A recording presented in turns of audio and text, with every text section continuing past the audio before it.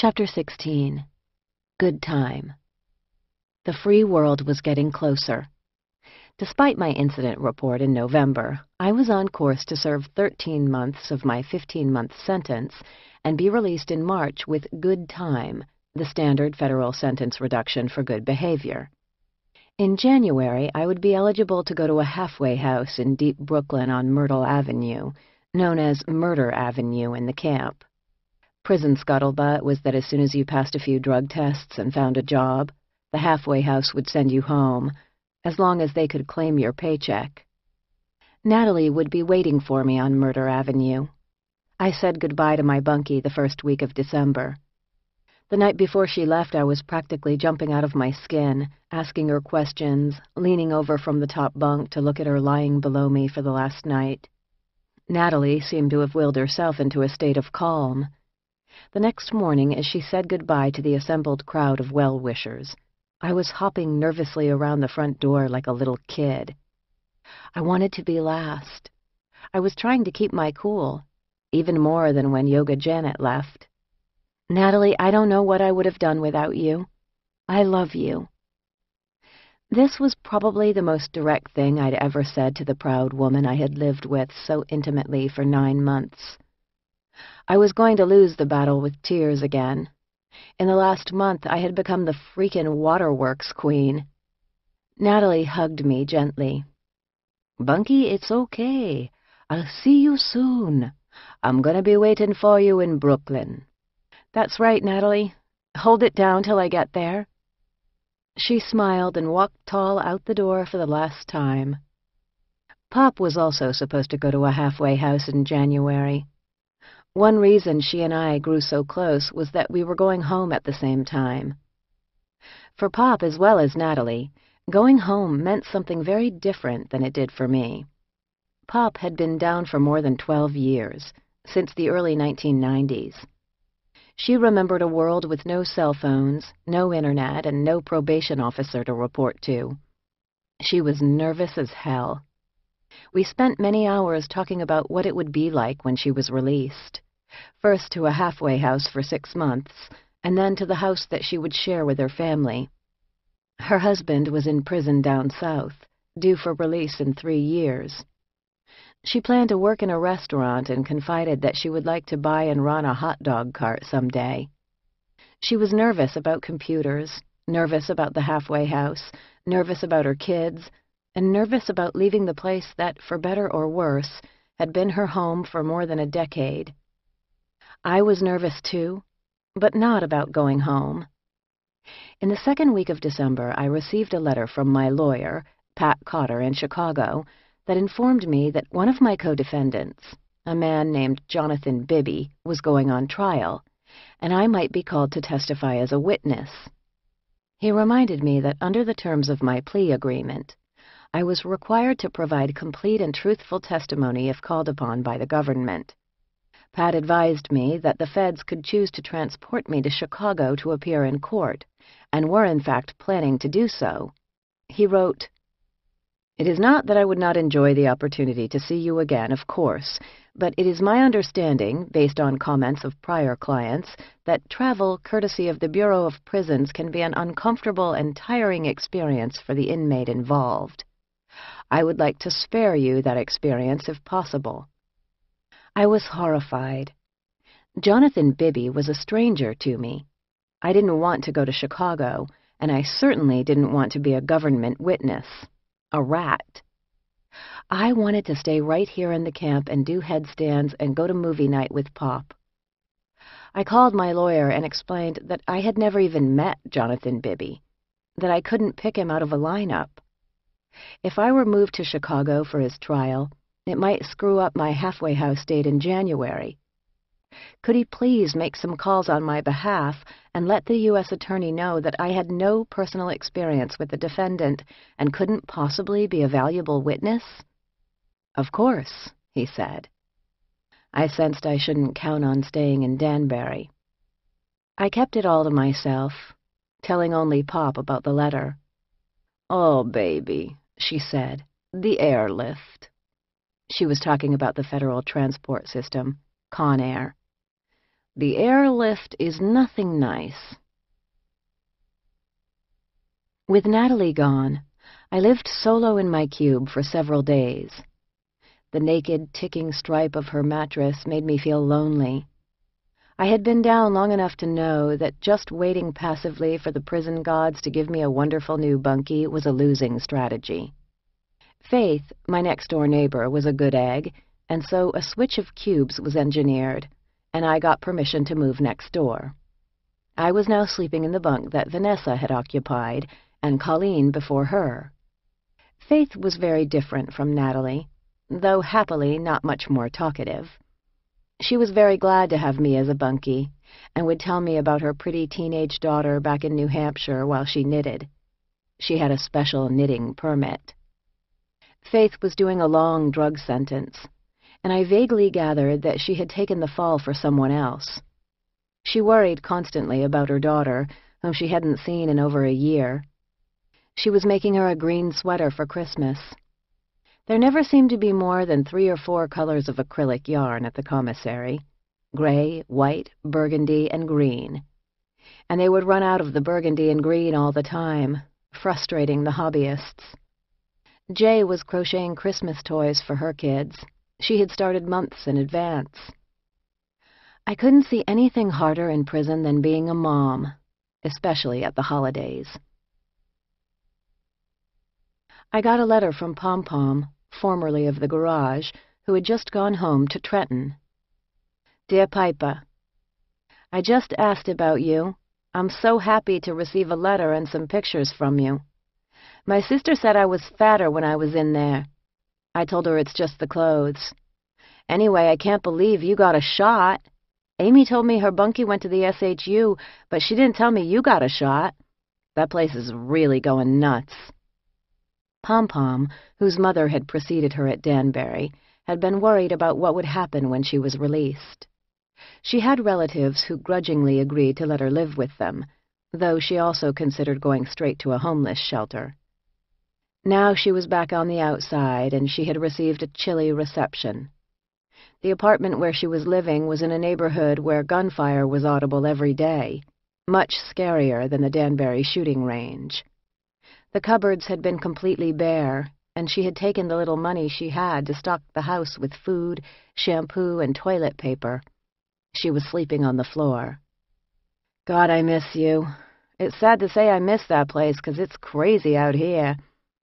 All this freedom, but still I feel like I'm locked up. I could truly say y'all was my family. I had a birthday, and what did I get? Nothing, and I had to beg for a Thanksgiving dinner. Now you know why I was so scared to come home. We would have made a big deal about her birthday in the camp. But Pom Pom still drew on a deep reserve of good humor, which she'd needed to survive her life so far. She sent me a list of people she wanted me to give her good wishes: her bunkie, Jay, the remaining garage girls, and a heartfelt pep talk on how to make it to my own release. She closed, "Love always, Pom Pom." It was the strangest feeling ever, but I wished that Pom Pom was back here with us in prison. I was scared for her out there. At least in the BOP ghetto, the perimeter guards were the only ones armed with guns, and they never got out of their trucks. "Piper?" Amy peeked around my cube doorway. I didn't usually allow company up in my cube, preferring to do my visiting out in the common areas. "What's up, monster?" I had started calling Amy the little monster back when we worked together in electric. It was a deserved nickname, as she was foul-mouthed and foul-tempered and disrespected just about everyone and everything. But I loved Amy in spite of myself, and she made me laugh. She wanted to be so tough, and she was in a street urchin way, but I thought of her as a spitting, hissing kitten that you could hold at arm's length by the scruff of its neck. Still, kittens have sharp claws and teeth. Now Amy rushed to the side of my bunk and scrambled up on my footstool. I could see she was upset. She was supposed to go home before me to upstate New York. I knew there was uncertainty waiting for her at home, too, though not as dire as Pom Pom's situation. For several weeks she had been trying to sort out her living and work arrangements over the phone, and she was stressed out. She was trying to get hold of her father with increasing desperation and having trouble with the phone system. As she explained her frustration, the words spilled out faster and faster until she choked on them, hiccuping. "Come up here, Amy." I made room on my bed and she scrambled up. "I'm sorry things are uncertain right now. It's going to be okay. You're going to be home soon." I put my arm around her while she cried.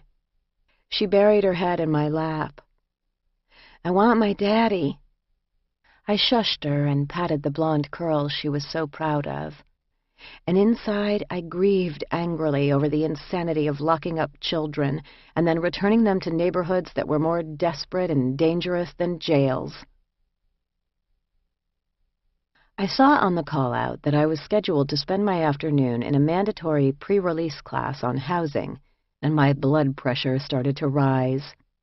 All federal prisoners are required to go through a series of pre-release classes before they re-enter society. This made perfect sense. Many of the women in Danbury had been cloistered away in prison for years, and despite the harshness of being institutionalized, it was also infantilizing.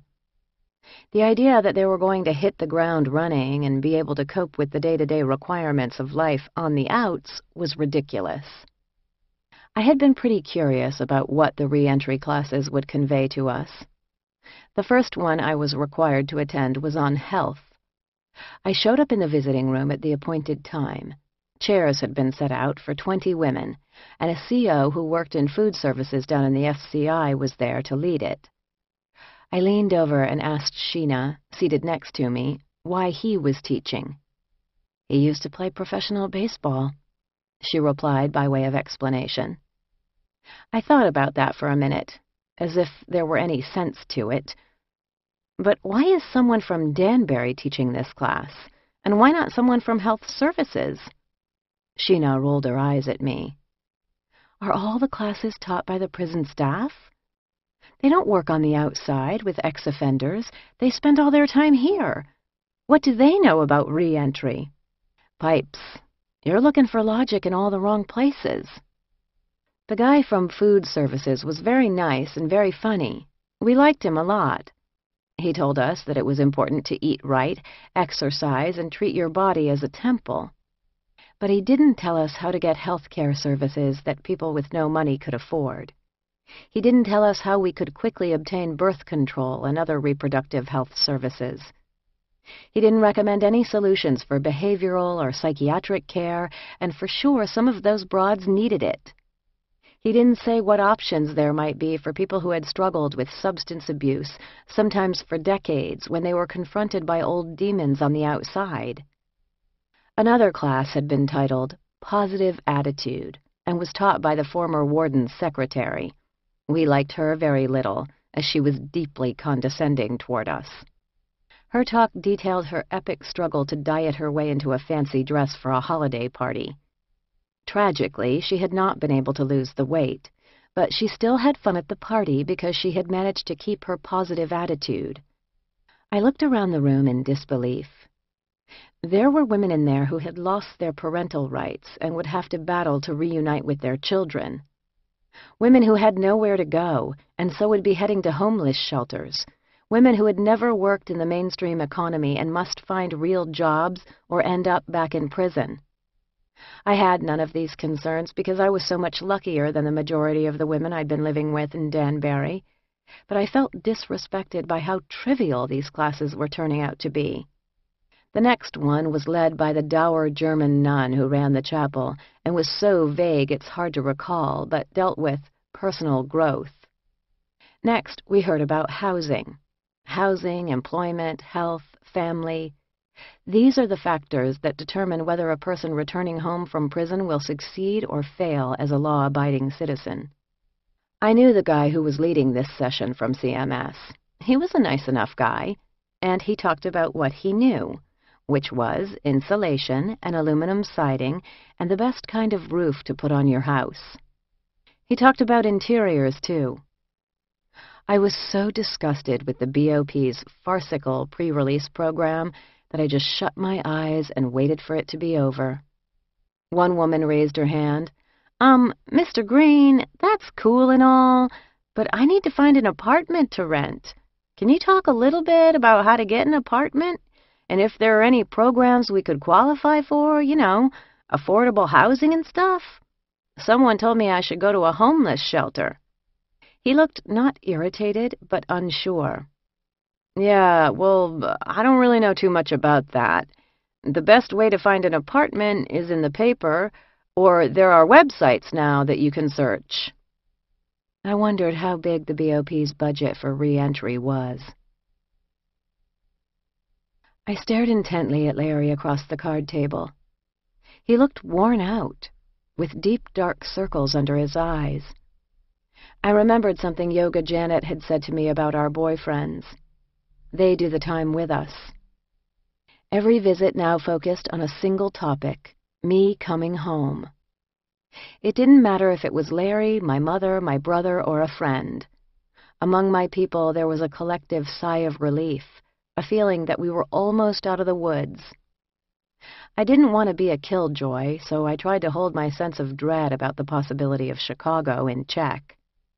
It seemed like half the people in the visiting room would be going home soon. Pop, Delicious, Doris, Sheena. Big Boo Clemens had gone home after Thanksgiving, and her girlfriend Trina had taken to her bed for a week. Camilla was going too, but not home yet. The camp was about to send another group down the hill to the drug program, and she was among them. Nina was supposed to come back in January, having completed the program before being released. I hoped that I would see her before I left. I sat in Camilla's cube, watching her sort through her stuff. She had just given me a pair of big black work boots. The drug program was very strict, and she had to dispose of contraband before she went, and give away excess clothing. Camilla was in a good mood. The drug program would cut her sentence by a year, from 7 to 6. I worried about her mouth. More than most of the women in the camp, Camilla would talk back to the guards if they made her mad, and she had a temper. The program was strict, and people got kicked out of it all the time. I'm going to miss you. Who will I do yoga with? She smiled. You're going home. Tomorrow almost. Camilla, you have to promise me you will bite your tongue down there. It's no joke. She made a perplexed face at me. Bite my tongue? Why would I do that? Bite your tongue, it's an expression. It means you can't talk shit to the officers down there, even if they're like Welch or that asshole Richards. True to his word, Officer Richards was doing his best to make everyone's life miserable in the camp. If DeSimon had reminded me of a lost detachable penis, Richards was like a furious one. He was ludicrously angry. He always looked like his shiny, bright pink head might explode at any moment. He was petty, refusing to give a prisoner her letters if she had not been present at mail call, and rigidly enforcing the TV hours, much to the displeasure of the insomniacs. I didn't care about most of his new sheriff activities, although Pop was bitter about having foot massages only when he was not on duty. But he had one habit so evil that I wished debilitating illness would befall him. He screamed on the mic, all the time. The PA system was wired throughout the entire building, with multiple loudspeakers in all the dorms. These were hung just feet from some women's beds, and he would get on the PA and just scream invective at us all evening long at painful volume. Poor Jay's bunk was right under a speaker. Pipes, you think you can bring your electric skills over here? That was something I was not confident I could do or get away with, without electrocuting myself or going to the SHU. So we all had to listen to his abuse, and the word torture took on new meaning.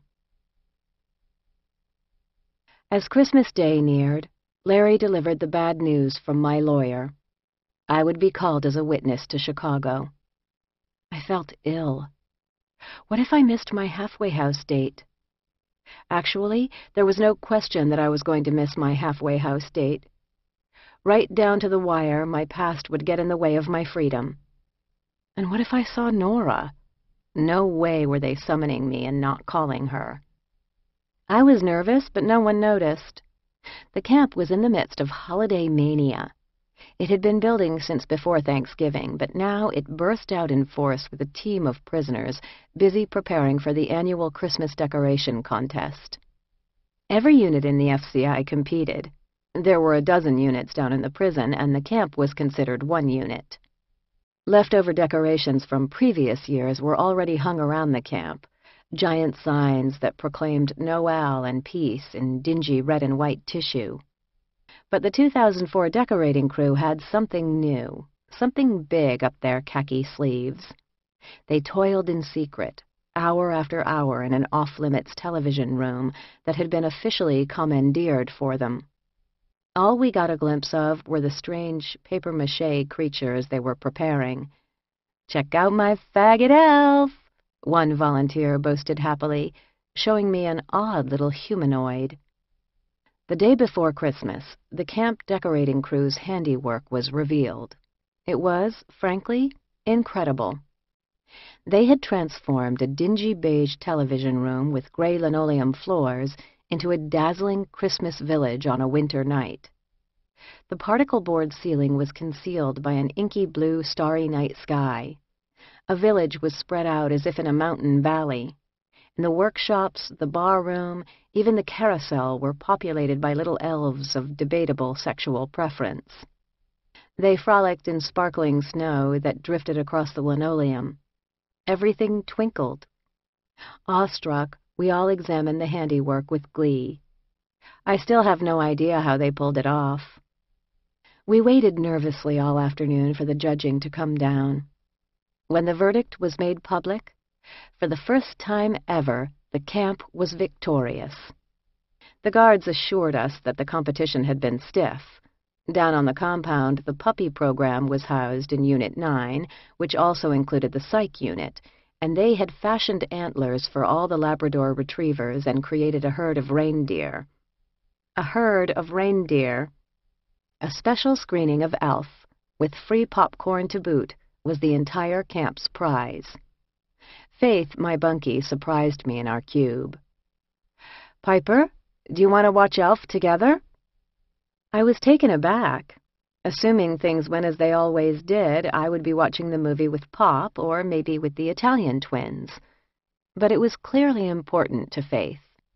"Sure, bunkie, that would be cool." The movie was being screened in a different room than was typical, with several showings.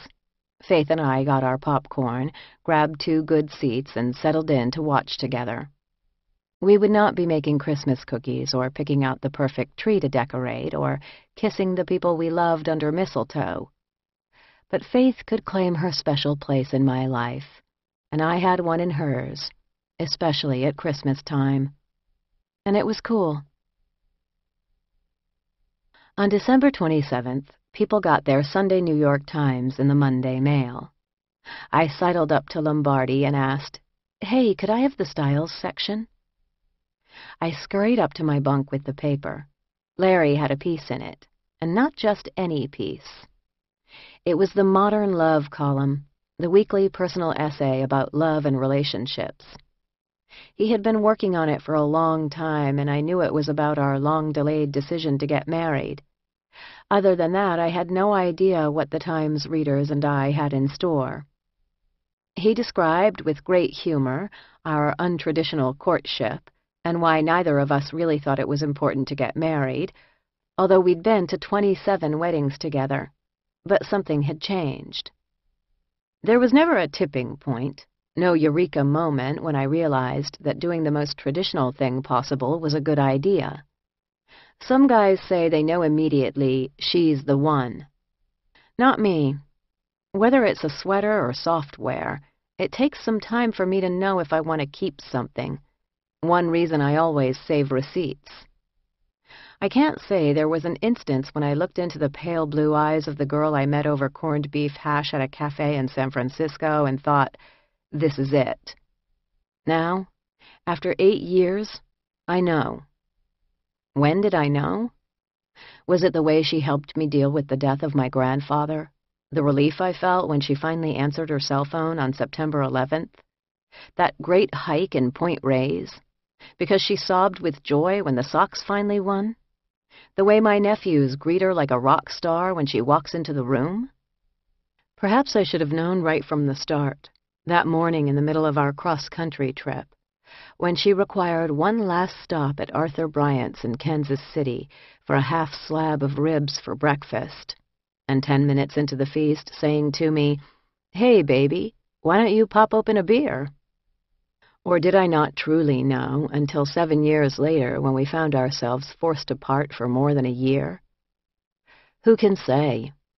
It's the big moments, maybe, but it's the little moments as much or even more. I could, of course, conjure up every one of those instances in perfect detail, right down to the chewy tang of those ribs and how good that beer had tasted. Slowly, as ever, yet indeed as sure as it gets, it dawned on me. She wants to get married. And if that's true, then I want to get married. To her.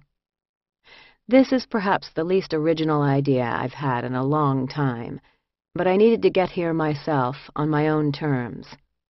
And after all these years, one thing I actually had going for me was the element of surprise. So what the hell? Let's do it. I still don't believe marriage is the only path to happiness or completeness as a person, but it's the right thing for us. So I asked her.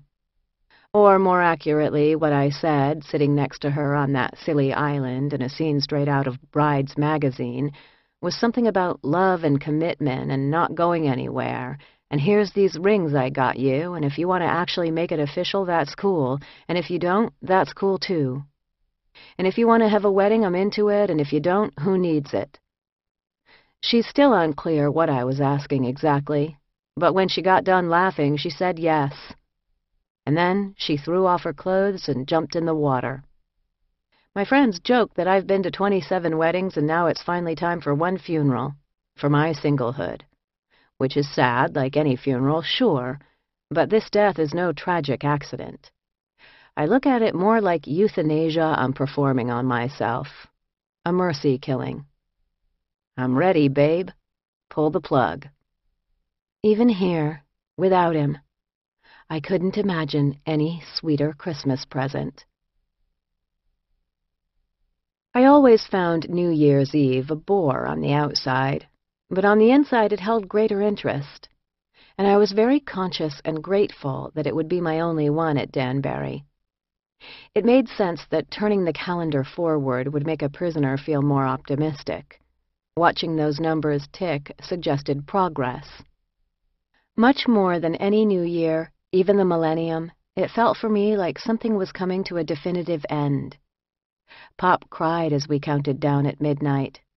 It was her 13th New Year's in prison, and her last. As I watched her, I tried to imagine the conflicting rush of emotions when you considered so much survival, regret, resilience, and lost time. It seemed like half the camp was focused on getting Pop home in one piece. She was supposed to be finished working in the dining hall. Weirdly, prisoners do earn and accumulate vacation days in the BOP, but she didn't even make it one day. I caught her back in the kitchen and had a fit, but she just told me to go fuck myself. She didn't know what to do with herself if she wasn't working. The funny, salty, heavily accented Earth Mother who had helped me through so much was a bundle of nerves. She was less than 2 weeks from leaving for the halfway house. So I felt terrible when I got the call on January 3rd. "Kerman, pack out!" Packing out meant you packed up your shit because you were going somewhere. The prisoner is provided with Army-issue duffel bags to temporarily hold her possessions. I elected to give most of my accumulated treasures away. My hot pink contraband toenail polish, my prized white men's pajamas that Pop had given to me, my army green jacket, and even my precious headset radio. All my books went into the prison library. Given my secrecy until this point, my fellow prisoners were surprised by my impending departure. Some assumed I had won early release. But those who heard that I was going on Con Air were full of curiosity, concern, and advice. Wear a sanitary pad. They won't always let you use the bathroom, so try not to drink anything. I know you're picky about food, Piper, but eat whatever you can, because it might be the last edible meal you get for a while. When they shackle you, try to flex your wrists so there's a little more room. And if you try to catch the marshal's eye when he's chaining you, maybe he won't cuff you so tight your circulation goes. Oh, and double up your socks so the restraints don't make your ankles bleed. Pray they don't send you through Georgia. They stick you in a county jail, and it's the worst place I've ever been in my life. There are tons of cute guys on the airlift. They will love you. I went to talk to the Marlboro man. Mr. King, they're shipping me out on a writ to Chicago. I actually succeeded in making him look surprised. Then he laughed. Diesel therapy. What? Around here we call the airlift diesel therapy. I had no idea what he was talking about. Well, you take care of yourself. Mr. King, if I come back before my release date, can I have my job back? Sure. As it turned out, I didn't get shipped out for 2 days. I called Larry one last time. Other prisoners had warned me not to say anything about the details of prison travel over the phone. They're listening, and if you give specifics, sometimes they think that you're planning to escape. Larry was bizarrely chipper, and I felt like he didn't really understand what was happening, even though I told him I might not be able to talk to him for a long time. I bade goodbye to Pop. My Piper, you're not supposed to go before me. I hugged her and told her she was going to be fine in the halfway house, and that I loved her. Then I walked down the hill and began my next misadventure. Chapter 17. Diesel Therapy. Like much airline travel these days, flying Con Air involved a lot of stewing in your own juices. Exactly 11 months since I had first set foot in R&D, I was brought back there, and I waited. One by one, guards brought other women in to wait with me.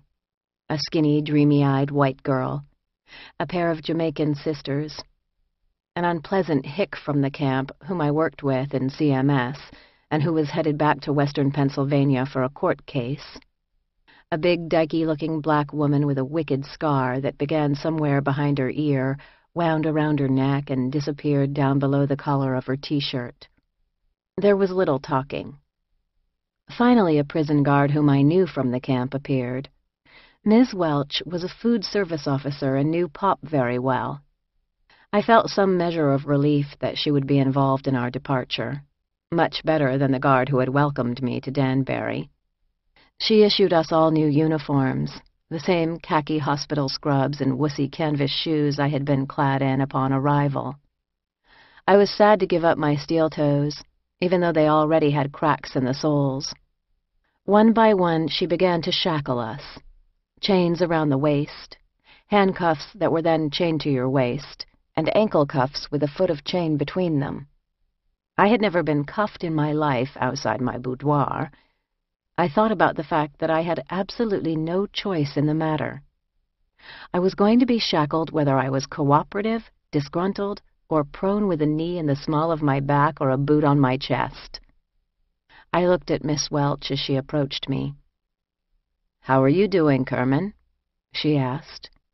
She sounded genuinely concerned, and I flashed on the fact that we were theirs, being sent out into the great unknown. She knew what the next few hours held for me, but the rest was probably as much of a mystery to her as it was to me. "Okay," I answered in an uncharacteristically small voice. I was scared, but not of her. She started to chain me up, chatting in a distracting way, almost like a dental hygienist who knows she is doing something that causes discomfort. "How is that? Too tight?" "A little too tight on this wrist. Yes." I hated the gratitude in my voice, but it was genuine. We had all been packed out. All of our personal belongings had been gone through by a prison guard, in my case, the same sneering midget I had encountered on my first day, and stored. The only thing you were allowed to bring on the airlift with you was a single sheet of paper that listed your property. On the back, I had written all my important information: my lawyer's phone number and the addresses of my family and friends. Also scrawled on the paper in many handwritings was the contact information for my friends in the camp, and if they were due to go home soon, a street address. If they were down for a long time, their inmate registration number.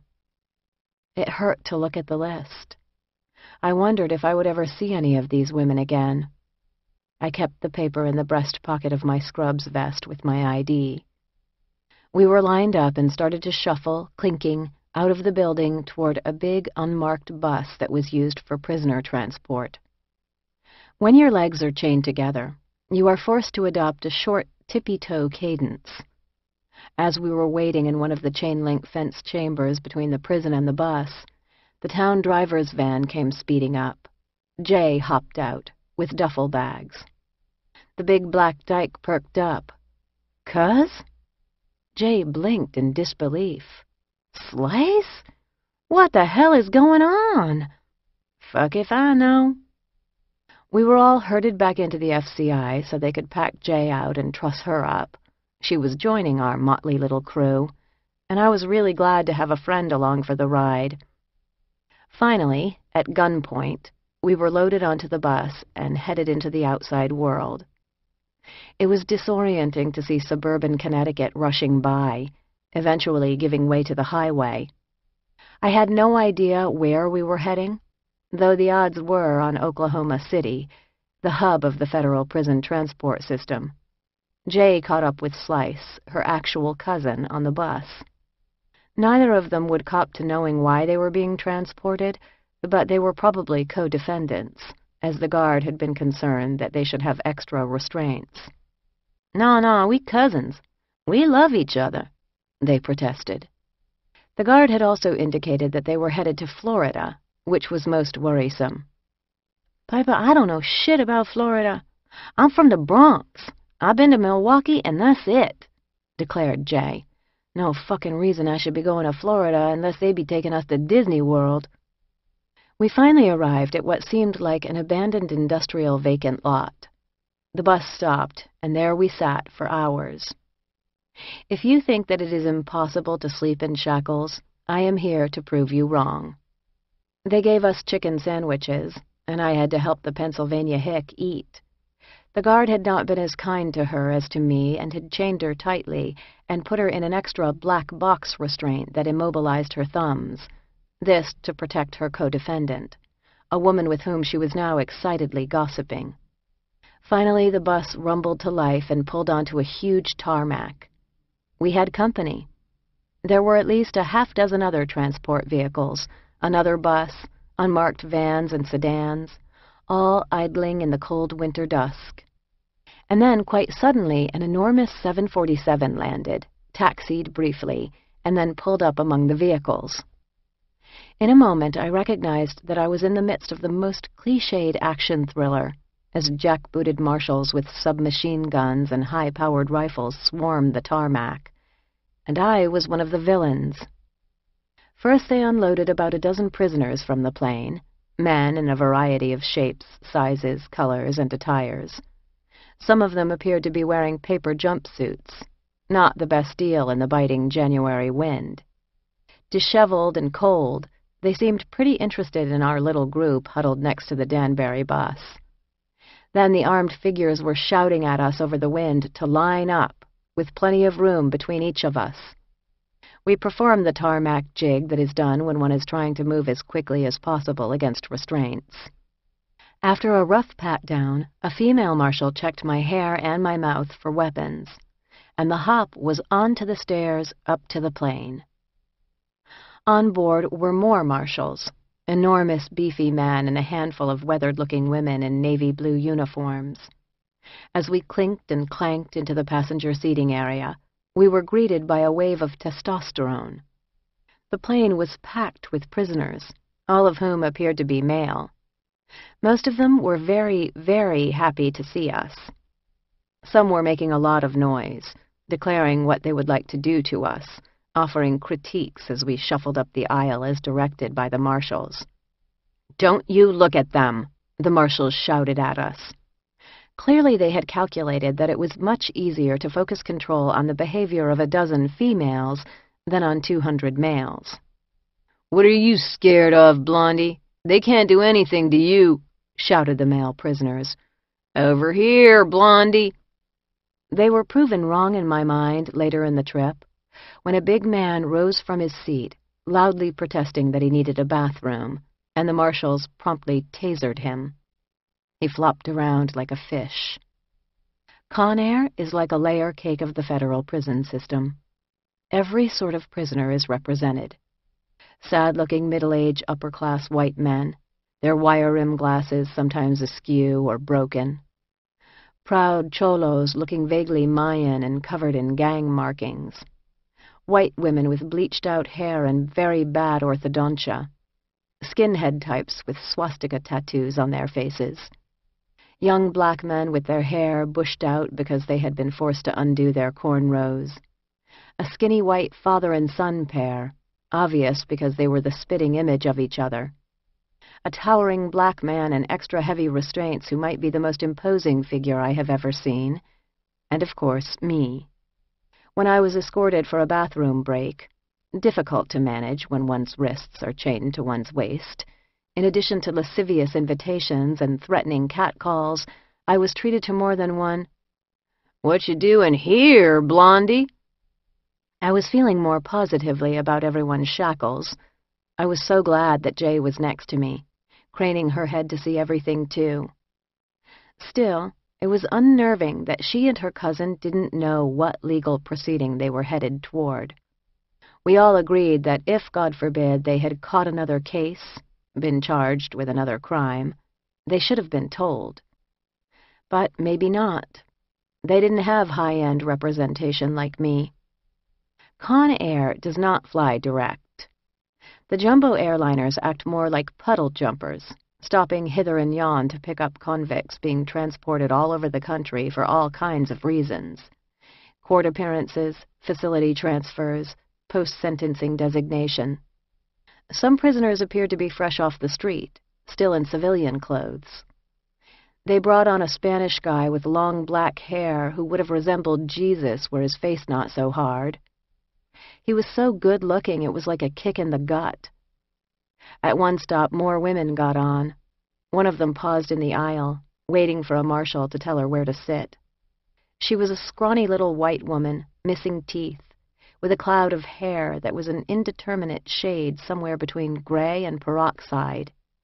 She looked like a woebegone yard chicken, like she had led a hard life. As she stood there, some wise-ass called out, "Crack kills!" and half the plane, which must have contained some crack dealers, busted out laughing. Her homely face fell. It was like the meanest thing you ever saw on the schoolyard. At about 8 p.m., we landed in Oklahoma City. I believe that the Federal Transfer Center sits at the edge of the airport there, but I can't be completely sure, as I never saw the outside world.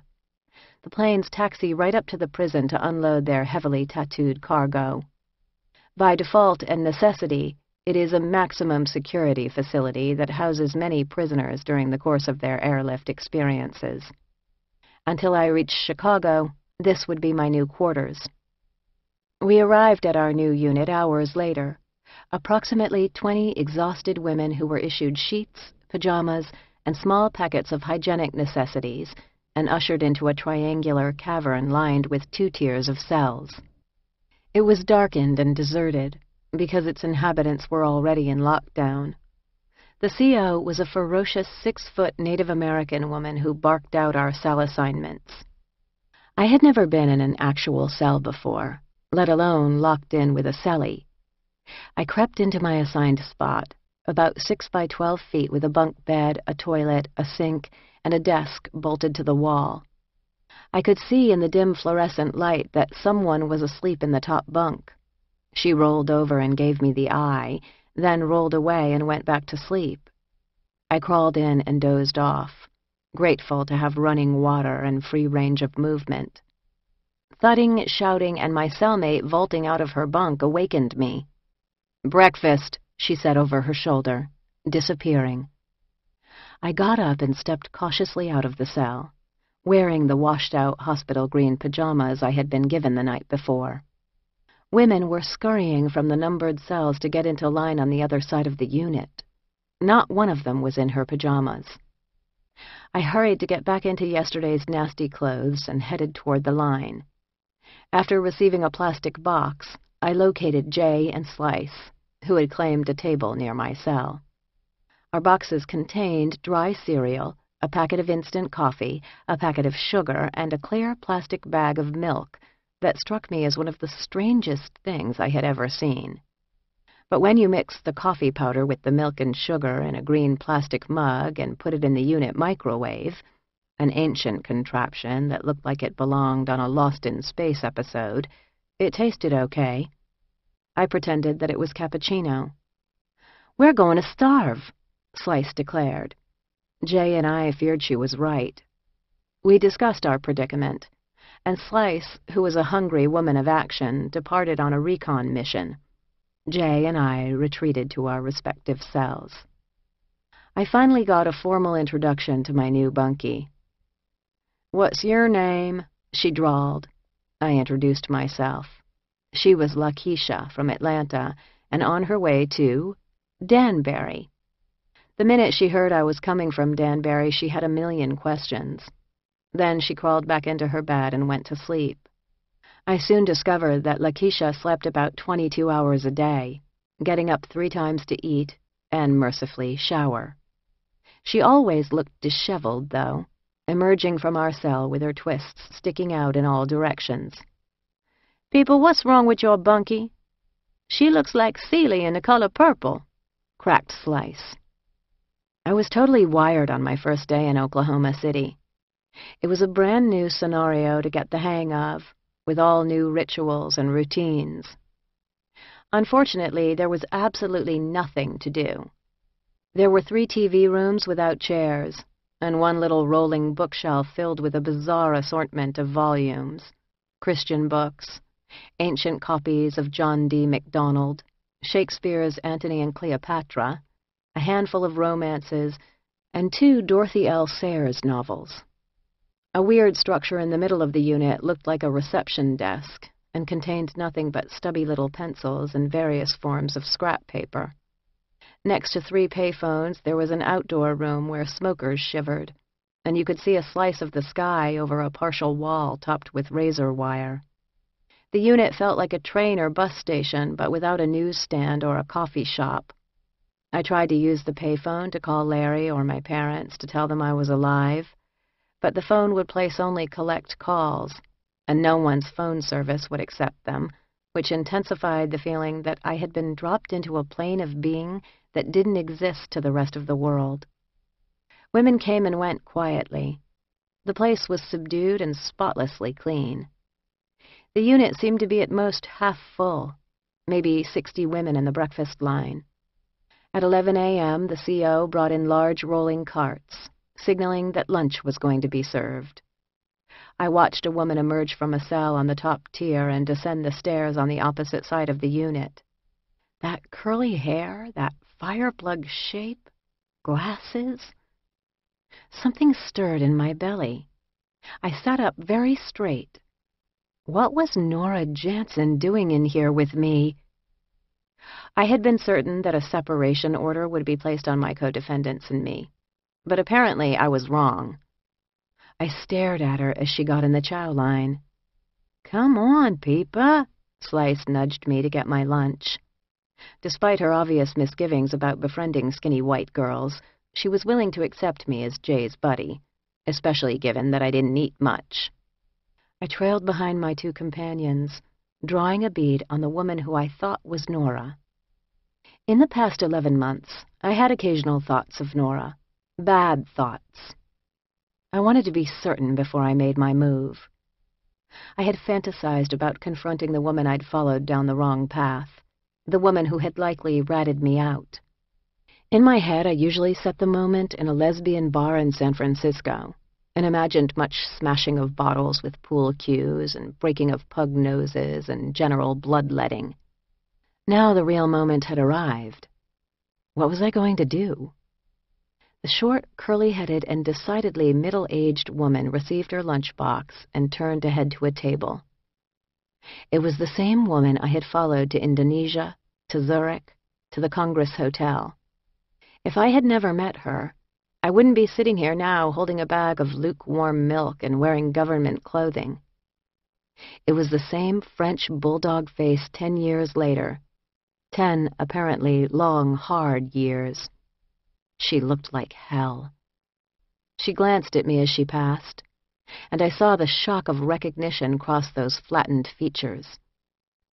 I held my breath, my pulse pounding. At the table with my companions, I hissed, "Jay, I think I see one of my co-defendants." Jay looked at me, very serious.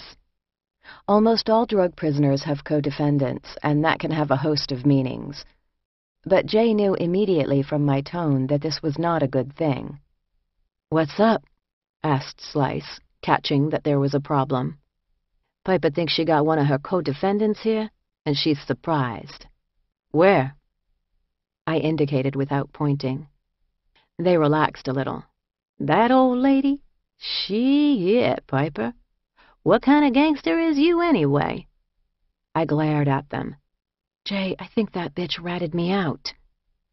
All levity ceased. Slice studied Nora. Jay thought for several moments, then spoke deliberately. "Piper, you do what you need to do, know what I'm saying? But know this, you will be in the SHU the rest of the time here. If it sucks like this here, imagine what the SHU is like. And fuck knows what else is gonna happen to you. You about to go home to your man who you know loves you. He got his ass up to the visiting room every damn week. Is that bitch worth it to catch another case? I'm gonna back you up to a point. I'm telling you for real, though, I am not going to the SHU. But I respect that you got to do what you need to." Slice piped in. "I'm not going to the SHU either. Not for some white girl I don't even know. No offense, Piper. But do your thing." I did nothing. Jay kept a worried eye on me. Slice procured a full deck of playing cards from another prisoner and began to shuffle them. I couldn't stand it, though. I took a break and lay on my bunk and stared at the cinder block wall. The woman who had landed me here was finally within my grasp, and I was paralyzed. Would I really do nothing? I left my cell and stalked around the unit, which took about 3 minutes. Nora was nowhere to be found. Jay gestured me over. "Come on, Piper, play with us." Jay and her cousin riffed back and forth as we played cards. Slice was full of very funny accounts about the life of a bulldagger on the make in the FCI back in Danbury, including the story of being caught in the act in the middle of the night by a guard we all knew. "I froze, man. He's got his flashlight on us, and it wasn't the kind of situation where you can deny. Know what I mean? And he just said, 'Let me watch.' So..." And she indicated getting back to business. It was the same guy who had bird-dogged me for giving Pop an innocent foot massage. Filthy pig. By the time the dinner cart showed up after the 4 o'clock count, we were laughing our asses off. When we took the lid off the plastic trays, the stench made us slam them back on immediately. Jay spoke up after a beat. "We gonna have to kill one of these bitches and eat her, or starve." I was crossing the unit to return my tray when I saw Nora headed toward me. I squared my shoulders and adopted my most Arctic Ice Queen stare. As we passed, she looked at me uncertainly. "Hi," she said almost under her breath. I stalked by her. "What happened?" asked Jay, concerned. "Tried to say hello to me." I shook my head and we started playing cards again. "You know, the thing is, I can't figure out why she's here and her sister isn't." "Her sister?" "Yeah, her sister is my co-defendant, too. She's doing time in Kentucky."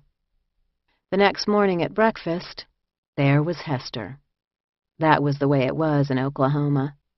New people materialized in the middle of the night while you were locked down in the cells. They popped up at breakfast, a day-making novelty. I witnessed the sisters' reunion from my turf.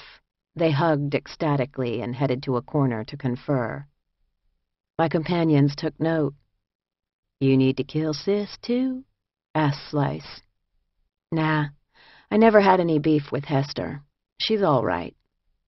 Time had been kinder to Hester. She looked more or less the same, perhaps due to her old chicken bone charms, long reddish curly hair, a faraway but quizzical expression, and a witchy, mystical demeanor. For the weeks that we spent in Oklahoma City, I refused to acknowledge the sisters' presence. Mac's lockdown was torturous in its monotony and lack of stimulation. The hours and the days crawled by. Flights arrived and departed almost every day, but you never knew when you might be put on one. It was the perfect realization of limbo, departure from one realm of being, waiting to arrive at another. Oklahoma City made me homesick for the Danbury camp, a surreal and disturbing feeling. I was accustomed to hours of strenuous activity every day, between working construction, running, and the gym. Here, the only options were push-ups and yoga in my cell and walking the tiers, actually circling the tiers hundreds of times in my canvas slippers until my blisters bled. Back in Danbury, Sister Platy had used the hall as a makeshift treadmill during inclement weather. I would sometimes fall into step next to her. She moved pretty fast for a 69-year-old, and her constant good spirits amazed me. "How are you holding up, dear?" the little nun would ask me. I was lucky to have Jay by my side to share the stress and uncertainty and to blow off steam. And her cousin was funny as hell and a reassuring, if also menacing, presence. I asked Jay one day about her cousin's scar.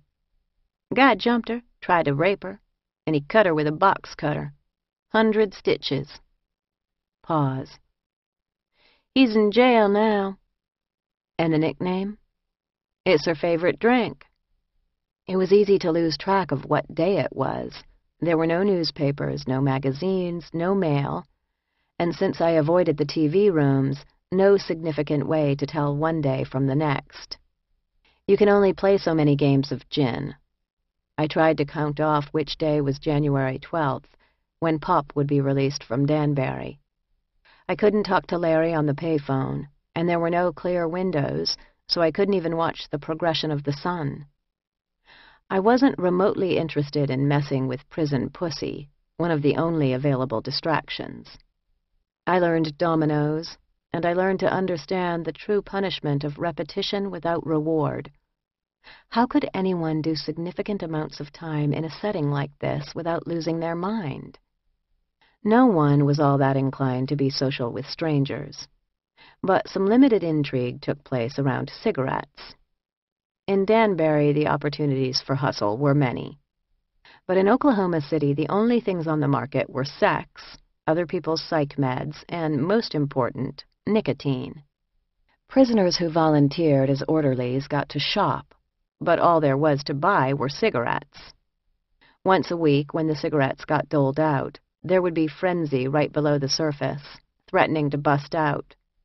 The orderlies were either companionable and split their cigs up into smaller rollies to be shared out of the milk of human kindness, or were paid in psych meds, which would help you sleep away the days like Lakeisha. I found the whole deal completely stressful and was glad I didn't smoke. My hair was turning into a rat's nest absent conditioner. All we had were little packets of shampoo. Finally, I turned to scavenging packets of mayonnaise, which made my locks greasy, but at least I could get a prison-issue little black plastic comb through it. Suddenly, Jay and Slice got shipped out. At 4 a.m., Jay and I said goodbye through the thick glass rectangle in my door. "Stick next to Slice," I said. "I'll track you down after I get home." Jay fixed me with her huge liquid brown eyes, sweet and sad and scared. "Be careful, Piper," she said, "and remember the Vaseline trick I told you." "I will." I waved goodbye through the inches of glass. When they let us out for breakfast 2 hours later, I felt truly alone, left to navigate the seas myself. I missed my girls, and I glared across the unit in Nora's direction. I knew that whatever my immediate future held, it included her. A few days later, my bunkie Lakeisha left for Danbury. I was jealous. As she was scrambling into her clothes, I instructed her, "When you get to the camp, tell Tony, that's the town driver, that you saw Piper in Oklahoma City and she's okay. She says hello." Okay, wait. Who is Piper? Why wasn't I surprised? I sighed. Just tell them you met a white girl who does yoga from Danbury and she's all right. That I can remember. I had a couple of days of total privacy in the cell. I cycled through my yoga poses repeatedly, gazing at the opaque window that let some daylight in. It was the full height of the room and about 6 inches wide. I would save my bag of milk at breakfast and put it at the bottom of the window, where it stayed cold for hours. The milk was the one guaranteed edible thing every day. I also learned to sleep against the wall with my arm shielding my eyes from the fluorescent light that was on in the strange cell 24 hours a day. For the first time, I had a bottom bunk, a strange novelty. Then a new bunkie showed up, a young Spanish girl. She was from Texas, on her way to a prison in Florida. She had never been down before, was wide-eyed and full of questions. I played the role of seasoned prisoner and told her what I thought she could expect.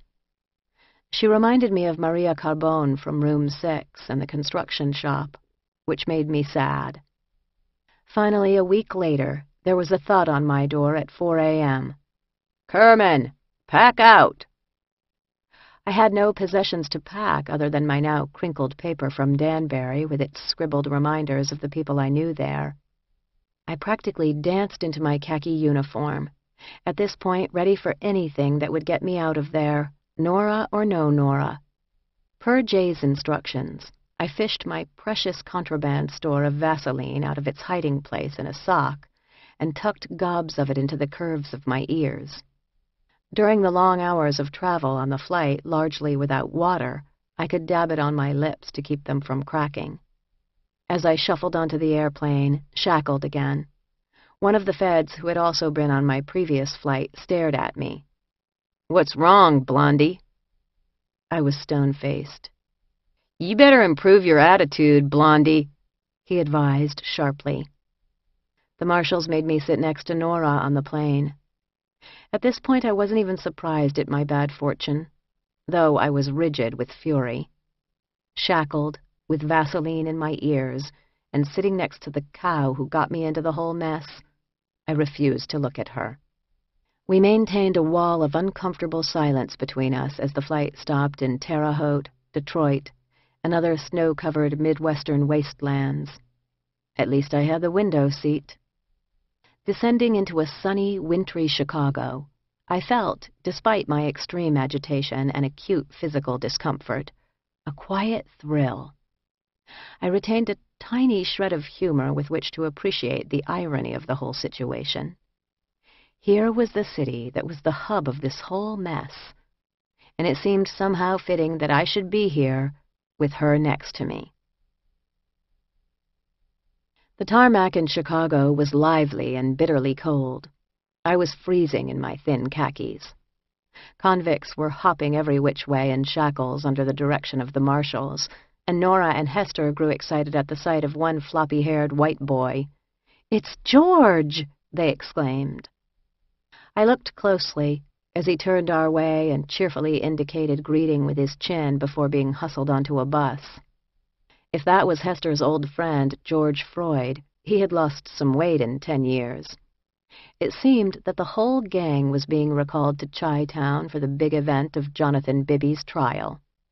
We were loaded into a passenger van with a bunch of guys and whisked downtown through rush-hour traffic in a phalanx of unmarked and heavily secured white vehicles. Hester was seated next to me, and she gazed into my eyes intently for a moment. "Are you doing all right?" she asked very genuinely, in her flat Midwestern tone. I muttered that I was okay and looked out the window, unnerved by her kindness. As we headed into the loop, I tried to anticipate how best to handle myself at the Chicago Metropolitan Correctional Center, aka Federal Jail, where people are typically held before their cases are resolved, unless, like Lil' Kim, they do all their time there. Jay had been locked up in the Brooklyn MCC for 2 years before coming to Danbury, and had described that situation as far better than what we experienced in Oklahoma City. 2 units in Brooklyn, about 200 females, and you could have a job and everything. There was stuff to do. In Chicago MCC, you'll be able to fade back, hook up with someone normal, and just lay low, probably even get in a different unit or dorm than your co-defendants. We were driven into the base of a tall, triangular fortress on a city block in the crowded Chicago loop. Unloaded from the van, shuffled into an elevator, we were deposited in a filthy, decrepit, and disorganized R&D. The building was disorienting. The floor felt tiny and even more constricting because it was cluttered. It was lined with holding cells, populated by men in orange, most of them brown-skinned. We were quickly locked into an empty holding cell, also filthy. During the next 5 hours, I paced the cell and tried to ignore the sisters. They were polite and did not say much, seeming to give deference to my coiled, stymied rage. After several hours, I was lying prone on a hard, narrow bench, practicing nothingness, and Nora cleared her throat. "Piper?" "What? Do you even know Jonathan Bibby?" "No." Several moments passed in silence. "You must be pissed." "Yeah." A female guard issued us ill-fitting orange men's jumpsuits. Mine snapped up the front and had short sleeves and weirdly cropped legs, like convict clam diggers. I had almost made it through the year without lapsing into total cliché, but had now missed the mark. Finally, it seemed that they would escort us to our resting place for the night. I was so goddamn tired, I assumed anything would be an improvement over this filthy, uncomfortable cell, especially if it was far away from Nora. The 3 of us rode in silence up in the elevator to the 12th floor. We exited through the clanging security gates, until the last gate slid open to reveal the women's unit. Psych ward. That was my overwhelming first impression. Dueling televisions blared at opposite sides of the small room. A cacophony of voices vibrated in the close, crowded space. Women, disheveled and stooped, blinked at us like moles. Although there was nothing playful about the place, it had an infantilized nursery school vibe. As we entered, everything seemed to stand still and every eye turned to us. A guard in an ill-fitting uniform who telegraphed ineffectual approached us. He seemed utterly surprised by our arrival. I turned and looked at Nora and Hester, and then I started to laugh, a disbelieving and desperate laugh. In an instant, the iceberg between me and my co-defendants melted. "Oh, hell no!" And they laughed too, with relief and recognition, and I saw the same look of disbelief mixed with disgust and exhaustion in their eyes. They were in the same boat as me, and right here and now, all of a sudden, I knew that they were all I had. Most changes in perception are gradual. We grow to hate or love an idea, a person, or a place over a period of time. I had certainly nursed a hatred of Nora Jensen over many years, placing much of the blame for my situation on her. This was not one of those instances. Sometimes, rarely, the way we see something is subject to alchemy. My emotions changed so rapidly, and I felt so strongly all the things I had in common with these 2 women, there was no way not to take immediate notice and stock of what was happening. Our troubled history was suddenly matched by our more immediate shared experience as prisoners on an exhausting journey. We huddled together for a moment while chaos reigned around us, and it occurred to me that they probably knew nothing at all about the last 10 years of my life, including the very fact that I was incarcerated. They had both gone to prison before me. And that's how we broke the ice. Is Kentucky like this? I asked Hester. Nope. Dublin? Hell no. Where are you? Danbury, and it's nothing like this freak show. The officer reappeared, with housing assignments.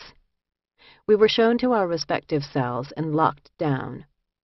My new roommate, Virginia, weighed 350 pounds and snored like nothing I had ever heard before. It was like there was a wild, rabid animal in the bunk below me. As I tossed and turned on the plastic mattress, trying to cover my head with the pillow, I realized that this was what Pop meant when she said real prison, as in, you girls don't have any idea what real prison is like. I remembered a college professor who had told me that lack of sleep, or sleep only in short intervals, will eventually bring on hallucinations. Virginia was an amateur astrologer who rarely showered. She informed me that she was planning on defending herself in court. When I refused to tell her my birth date so she could do my chart, she was deeply insulted. I thought of Miss Pat and Miss Philly, two of the more unstable women back in Danbury, and tried to tread very lightly with crazy people. The next day, my initial impression of the unit was confirmed when I realized that a significant percentage of its occupants were under court-ordered psychiatric observation. This was darkly humorous, as the prisoners in Chicago had little to no contact with prison staff or counselors of any stripe. The inmates really seemed to run this asylum. I also gleaned that just about all of the women in Chicago were on pretrial status. Their cases had not yet been resolved, but they did not or could not make bail. So they were captive here while the wheels of justice ground. A couple of them had been here for months without being charged with a crime. This made their lives uncertain on every level, and those who were not already crazy were acting pretty wacko, driven nuts by rage and instability. I had been dropped into a snake pit. Virginia warned me, "See Connie over there?" She indicated a catatonic-looking woman. "She's gonna ask you for your razor. Promise me you won't give it to her. She's only dangerous to herself, don't worry." I promised. None of the accepted rules of prison behavior that I had learned seemed to apply here. There was no welcome wagon with shower shoes and a toothbrush. There was no understanding of inappropriate or verboten questions. There was no sense of solidarity or recognition of the sanity-saving value of personal routine or order or self-respect. God damn it, you couldn't even rely on the tribe system. The white women weren't worth a damn. Most of them were drooling on meds to keep them from killing themselves, or their neighbors. My de facto tribe was Nora and Hester, who was going by her given name of Anne these days. At least they understood the official and unofficial rules of incarceration. Warily, I sat down with them and slowly began to feel out the situation, including what each of us knew about the upcoming trial and exactly why this place was so freaking miserable. They, too, were staggered by how awful the Chicago MCC was. We agreed that it was hard to believe it was a federal facility. There was enormous ground for the three of us to cover just on the prison front, but that wasn't really what I was interested in. I wanted Nora to cop to ratting me out and to tell me why she did it. Finally, we met what passed for the welcome wagon. Crystal. Crystal was a tall, skinny black woman in her 50s and the de facto mayor of the women's unit. She appeared to be perfectly sane and was in charge of issuing uniforms and basics to new arrivals. She led us to a jumbled closet where she began burrowing in boxes for more orange uniforms and some towels. They were short on underpants, and she handed me 2 pairs. I looked at them. "Crystal, these are not clean." "I'm sorry, sweetie, that's all we got. You put 'em in the laundry that goes out tomorrow. They'll probably come back." There were no pajamas for us, no shampoo, not even eating utensils. I was relieved to hear that we could shop commissary once a week, But of course, my ability to do that was going to depend on someone in this building doing their job and completing my paperwork, which seemed like a fantasy. I was thrilled to discover there were 2 private showers, though I was disgusted when I saw them. Before surrendering, I had been warned never, ever to go into the shower without shower shoes. My feet had not touched tile in almost a year, but I had no shoes. I was dying to bathe. I turned on the water and gingerly stepped out of my canvas slippers and into the gross shower stall, holding a little bar of motel soap. My skin crawled, and icy water stung my back as I tried to get clean. Nora was cautious around me, but was almost pathetically grateful that I wasn't outright hostile. I certainly felt entitled to be nasty. When I was, she took it without resistance. Hester/Anne was bemused but didn't interfere. I guess she figured her big sister could fend for herself, or that she had it coming. I learned that Nora had taught in a vocational program they had in Dublin. Hester/Anne was in the puppy program at Lexington. Before she'd been locked up, Hester/Anne had gotten sober, got married, and quietly embraced Jesus as her personal savior. Nora was just as I remembered her, funny, scheming, curious, and sometimes an insufferably egotistical pain in the ass in need of a takedown. Finally, I cut to the chase. So why don't you fill me in on everything that happened after we broke up in 1993?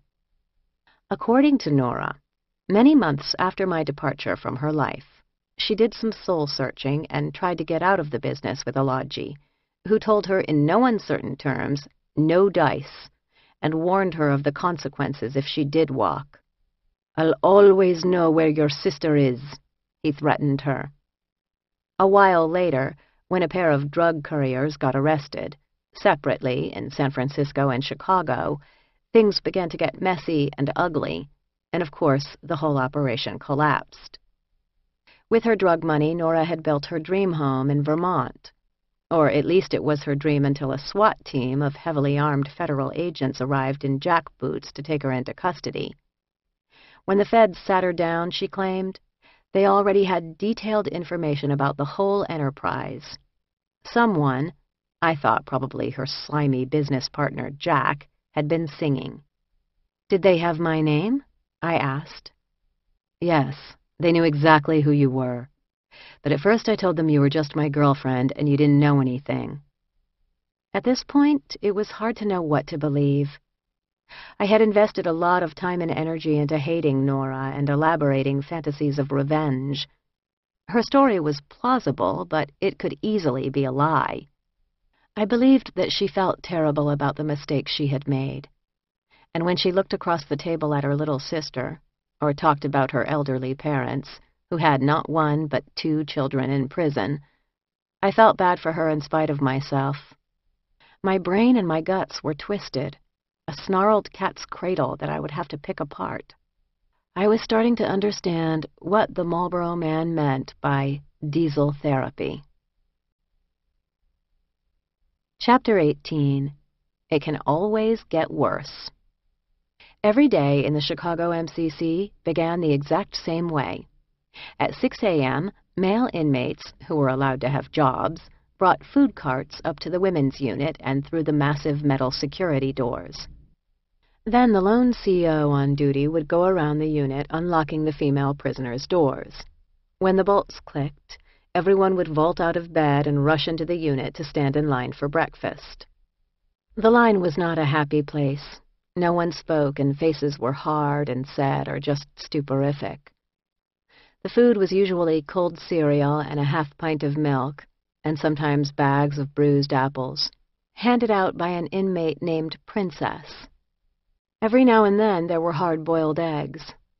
It was clear why everyone always got up. As in Oklahoma City, breakfast was the only meal of the day that was guaranteed to be edible. As quickly as everyone had appeared, the room would empty. Almost everyone went back to bed. Sometimes they ate their breakfast, or sometimes they just stashed it. sticking the milk on ice in a scavenged receptacle. The unit would remain quiet for several hours, and then the women would start to stir. The televisions would go on, and another miserable day in the high-rise fortress would begin. Everybody who loved me wanted me to be innocent, tricked, duped, all unawares. But of course, that was not the case. All those years ago, I wanted to have an adventure, an outrageous experience, and the fact of it being illegal made it all the more exciting. Nora may have used me all those years ago, but I had been more than ready to take what she was offering. The women I met in Danbury helped me to confront the things I had done wrong as well as the wrong things I had done.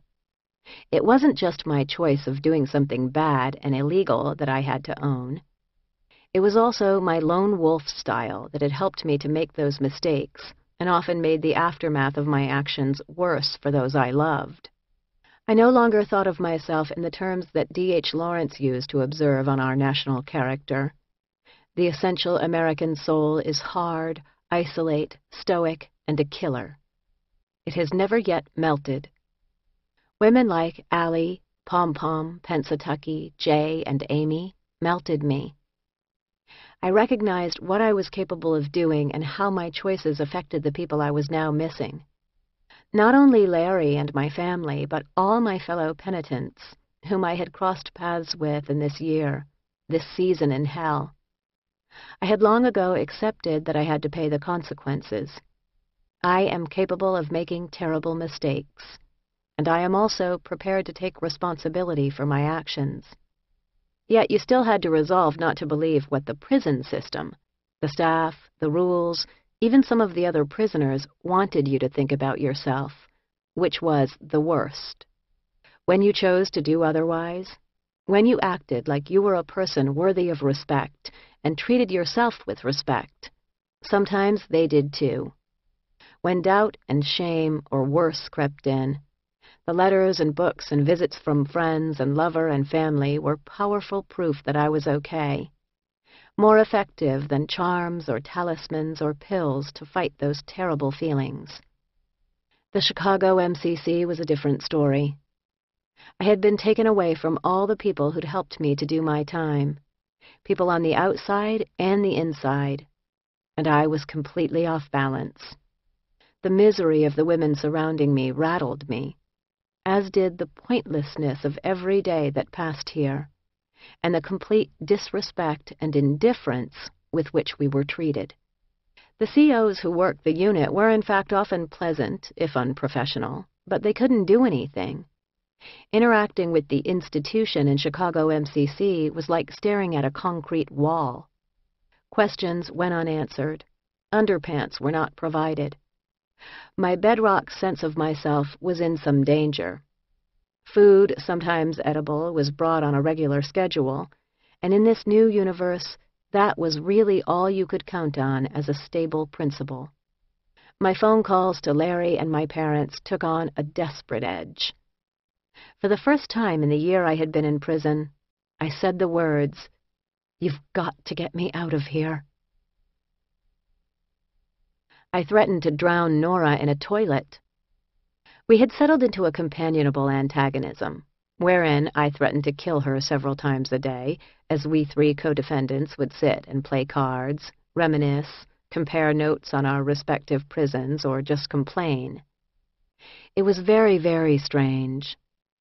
I still had overwhelming flashes of hostility toward her, which I did not swallow. I didn't really trust her, but I realized that it didn't matter. Regardless of whether she was honest with me, I wanted to forgive her. It made me feel better about myself, better about the crazy shithole we were currently residing in, and honestly, better about the fact that I was going home soon. She was going to be in prison for many more years. If I could forgive, it meant I was a strong, good person who could take responsibility for the path I had chosen for myself, and all the consequences that accompanied that choice. And it gave me the simple but powerful satisfaction of extending a kindness to another person in a tough spot. It's not easy to sacrifice your anger, your sense of being wronged. I still cautioned Nora regularly that today might be the day she drowned, and she laughed nervously at my mock threats. Sometimes her sister offered to help with the drowning, if Nora was being annoying. But we were able to settle into a feisty rapport, like all ex-lovers who have a lot of water under the bridge but have elected to be friends. The things that I had liked about her over a decade earlier, her humor, her curiosity, her hustle, her interest in the weird and transgressive, all those things were still true. In fact, they had been sharpened by her years in a high-security prison in California.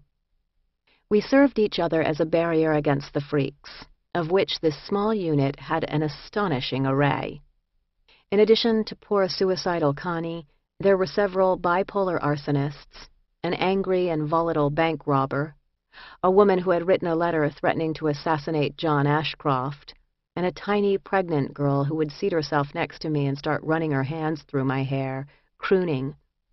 I saw more temper tantrums and freakouts in a few weeks than I had in many months in Danbury, all of which the CO basically ignored. There was no SHU for women in Chicago. We were one floor above the men's SHU. So the only disciplinary action that could be taken against us was sending a female off to the Cook County Jail, the largest in the nation at 10,000 inmates. "You do not want to go there," warned Crystal, the mayor, who seemed to know what she was talking about. Now that we had been in the MCC for a couple of weeks, the sisters and I saw that there were in fact some sane women present. At first, no one really came near us. It took a while to realize that some of the residents of the 12th floor were scared of us. After all, we three were hardened cons from real prison. But after a bit, they must have recognized that we were normal like them, and then they made eager overtures, a couple of sweet and friendly Spanish mommies, a very short sports fanatic, and a hilarious Chinese lesbian who introduced herself to me hopefully with the line, "I like your body." We were instantly elevated as authorities on anything and everything involving the federal prison system. When we explained that, in fact, real prison was much more bearable than our present surroundings, they were perplexed.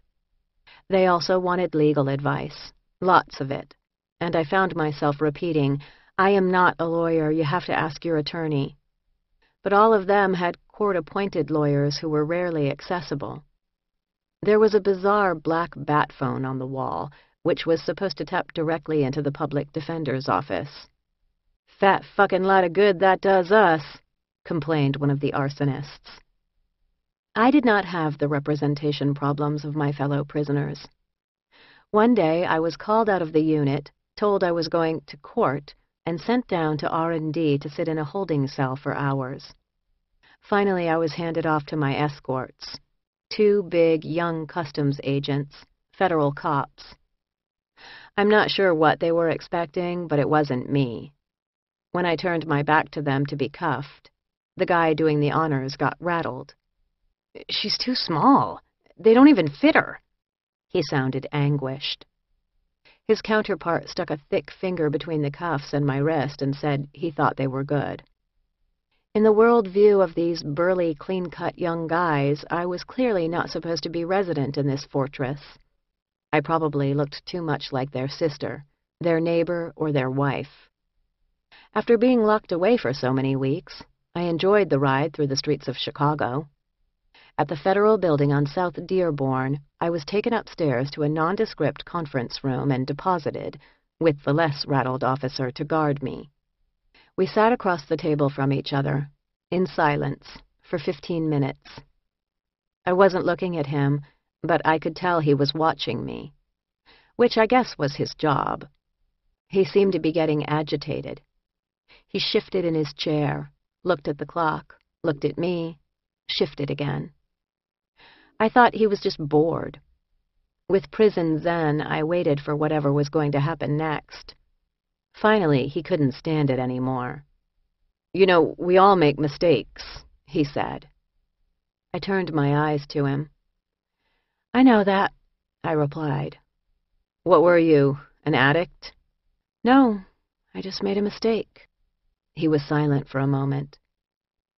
"You're just so young." This amused me. It must be the yoga. He was definitely younger than me. "My offense is more than 11 years old. I'm 35. His eyebrows shot toward his hairline. He had no idea what to do with this information. Mercifully, the door opened, ending the conversation. It was my lawyer, Pat Cotter, with the assistant U.S. attorney and a roast beef sandwich. "Larry said roast beef was your favorite." I wolfed it down in as ladylike a fashion as I could muster. I had almost forgotten about my orange attire, but now I felt a little self-conscious. He also brought me a root beer. This is what a top-shelf white-shoe criminal defense gets you.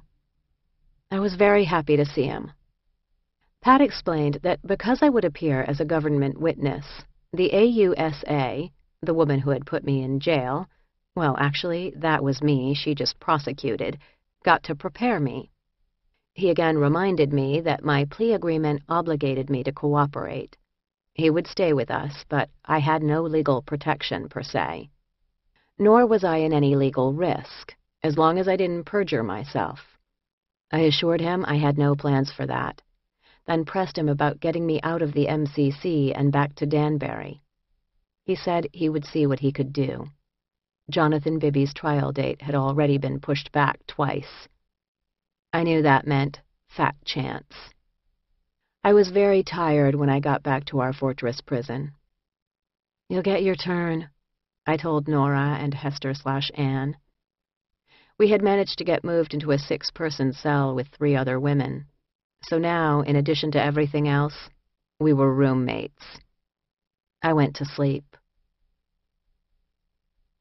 The biggest problem with the MCC was that there was nothing to do.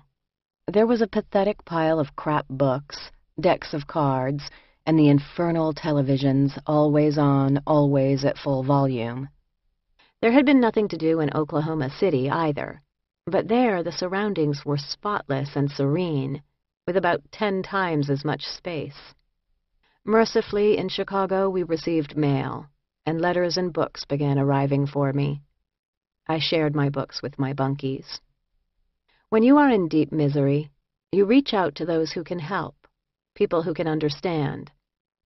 I picked up a pen and wrote to the only person on the outside who could begin to grasp my situation, my pen pal Joe, the ex-bank robber.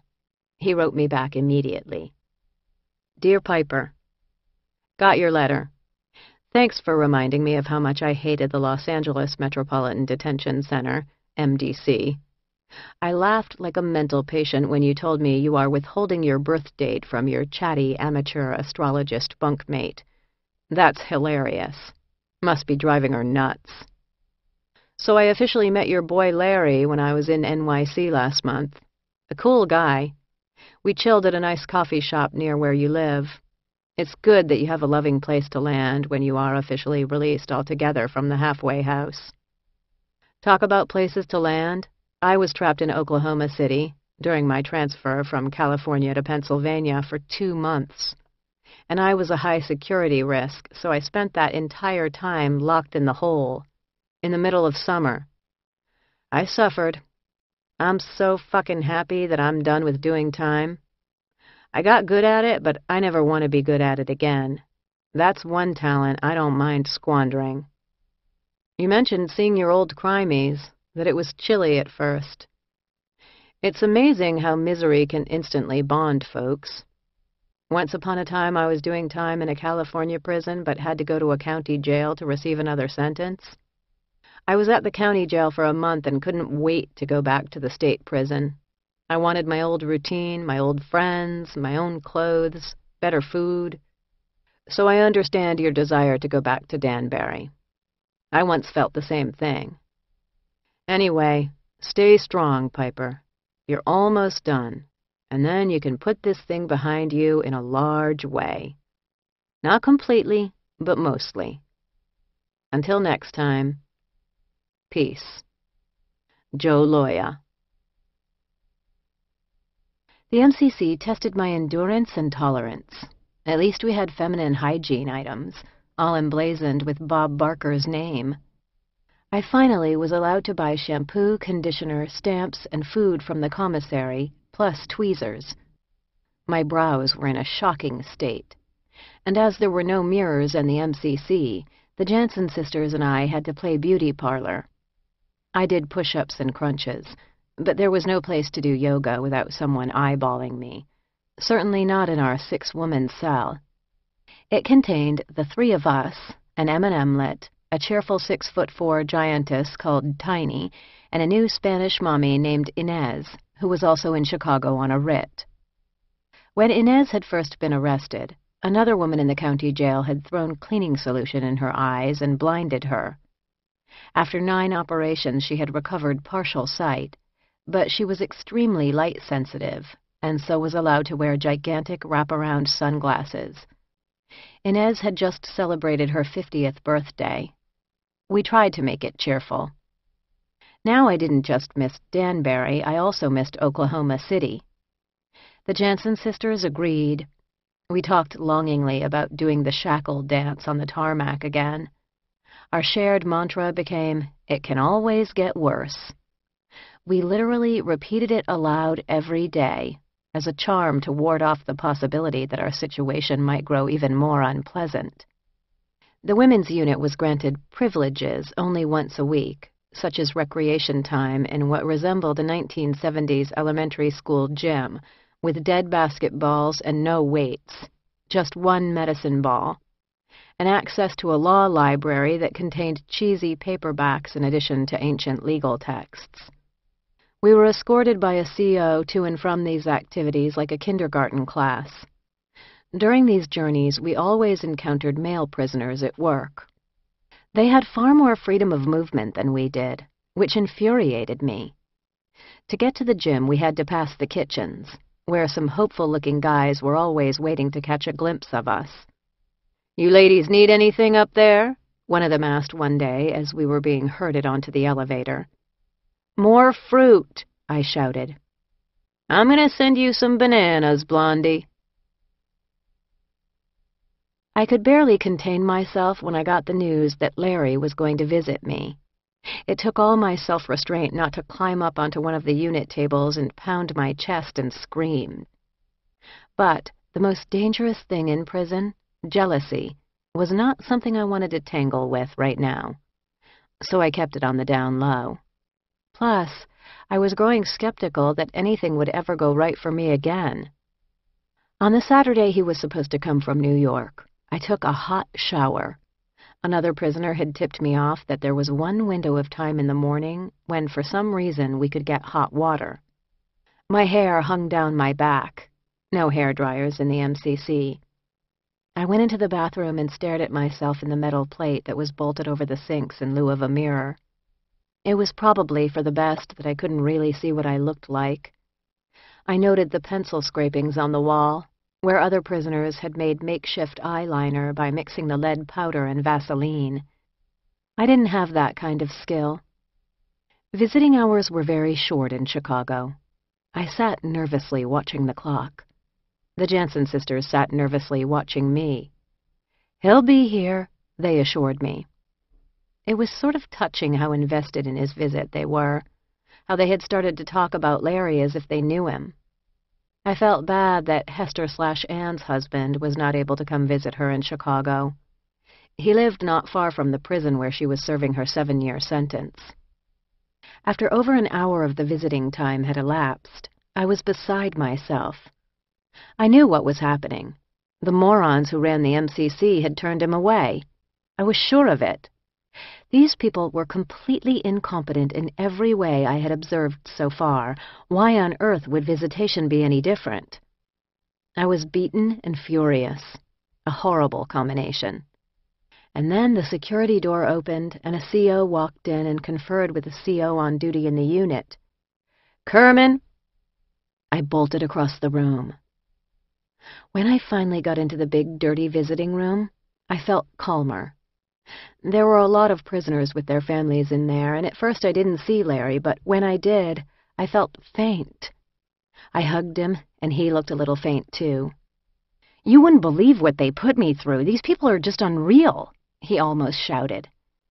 We sat where we were told, facing each other on molded plastic chairs.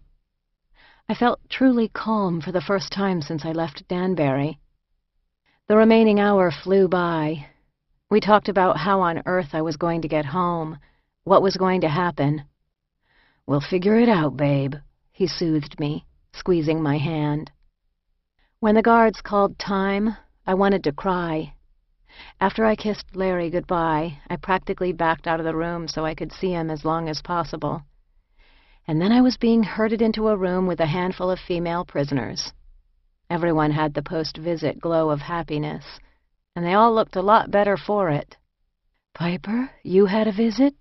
someone asked. "Yeah, my fiancé came to see me." I grinned like a fool. "He came all the way from New York to see you? Wow!" It was as if he had come from the moon. I just nodded.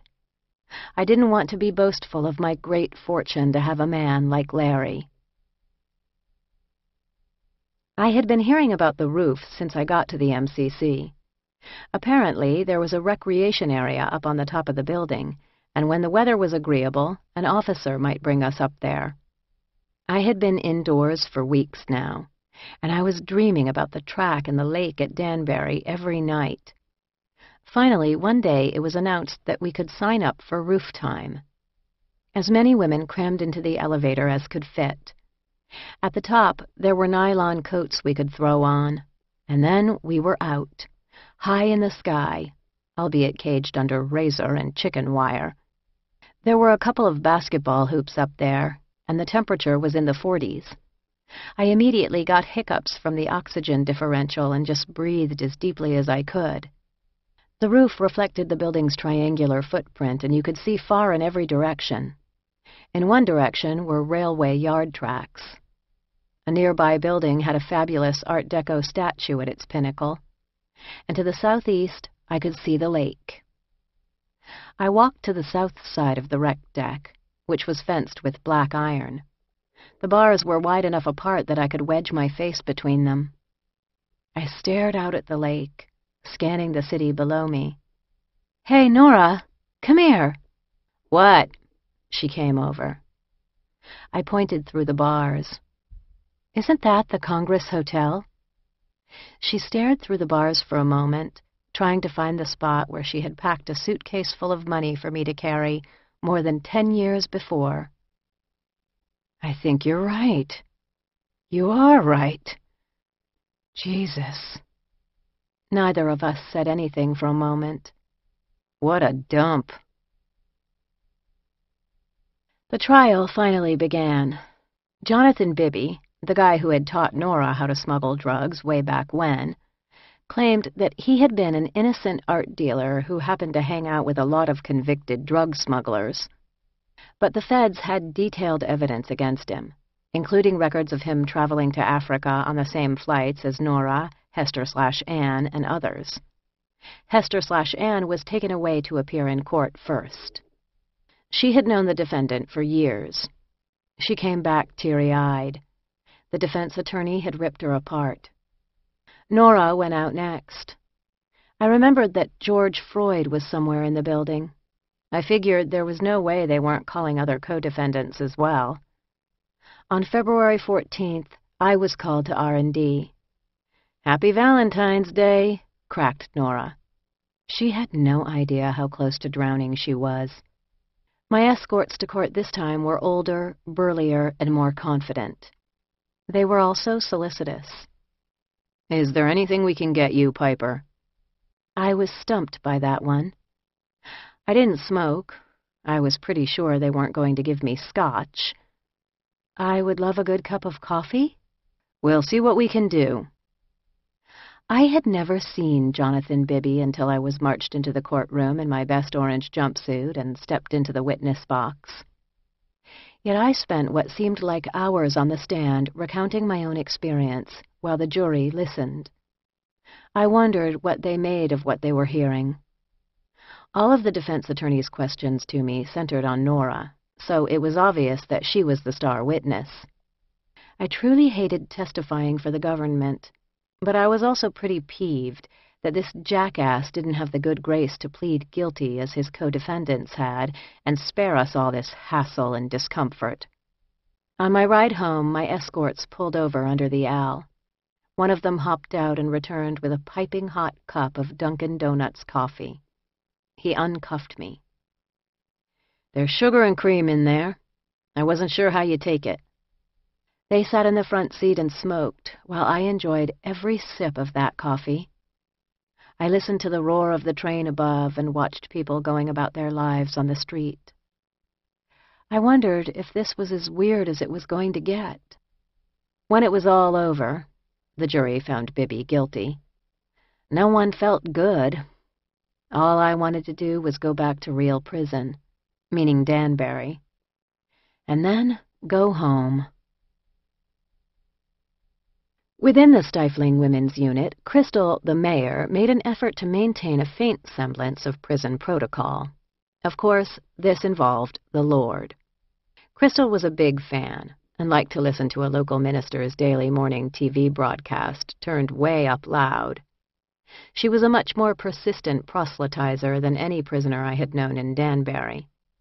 Every week she would swing by when they called for the church group to go out of the unit, Bible in hand. "Coming to church, ladies?" The Jansen girls would scowl. Although Hester/Ann had been born again, she shared my distaste for prison religious ceremonies. "No thanks, Crystal." She wasn't giving up easily. I figured you had to fight fire with fire. The next time they called us for gym time, I went to look for Crystal. "You coming to the gym, Crystal?" Looking at me as if I had lost my rabbit-ass mind, she squawked with outrage, "What? Gym? You won't find me in no gym, Piper. Tire myself out." That Sunday, she was back, optimistic as ever. "You coming to church, Piper? It's a good one this week." "I'll tell you what, Crystal. You go on to church, and I'm going to ask you to pray for me. And this week, when I go down to the gym, I'm going to work out for you. Is that a deal?" She thought that was the funniest thing she had heard in months. She cackled all the way out the door. From then on, whenever they called our respective faiths to action, we would sing out to each other, "Work out for me, Piper. Pray for me, Crystal." I cornered the unit manager in his office during his once-a-week appearance on the women's floor. I tried to remain calm as I explained that March 4th, my release date, was drawing close, and I needed to know what was going to happen next. Would they ship me back to Danbury? Would they release me from Chicago? He had no idea. He didn't know anything about it. He was not concerned. I wanted to break everything in his office. Nora and Hester/Ann cast worried eyes on me as I emerged after my conversation. I had kept the fact that my release date was just a week away a secret from everyone in Chicago, especially them. They both had years left to do. Plus, I didn't trust any of the other prisoners not to mess with me in some way, a very typical prison paranoia. So, as far as the sisters were concerned, I was losing it over Con Air, which was very un-Zen of me. "Let's make dinner," said Hester/Ann. I went to retrieve the hard-boiled eggs that had been on ice since breakfast that morning. Anne carefully sliced each oval in half, and Nora mixed the yolks with packets of mayo and mustard, plus generous dashes of hot sauce from the commissary. I tasted it. "Need something." "I know." Nora produced a packet of hot dog relish. I wrinkled my brow. "Are you sure?" "Trust me." I tasted again. It was perfect. Now I carefully filled each half of the egg whites. Nora sprinkled a bit more hot sauce on top. "Not too much," said Hester/Ann. Deviled eggs. We had a feast. The other women admired our dinner, wishing they had saved their eggs, too. The three of us had carved out a place among the few sane women in Chicago. But my God, it was hard. I said goodbye to the sisters when the next Con Air flight left days later, with them on it. They were mystified as to why I had not been called with them to do the shackle dance on the tarmac. They said goodbye to me with sadness and pity in their eyes. I was so upset that I could barely look at them. Part of it was that I wanted so badly to be on that airplane escaping from Chicago. Part of it was that I knew I would probably never see them on the outs. It felt like there was a lot more to say. When they were gone, I got under a blanket on my bunk and cried for hours. I didn't think I could keep going. Although I was days away from my release date, I wasn't sure of what was going to happen. It was totally irrational, but I was beginning to feel like the BOP would never let me go. As a child, a teen, a young adult, I developed a firm belief in my solitude, the not novel concept that we are each alone in the world. Some parts self-reliance, some parts self-protection. This belief offers a binary perspective, powerhouse or victim, complete responsibility or total divorcement, all in or out the door. Carried to its extreme, the idea gives license to the belief that one's own actions do not matter much.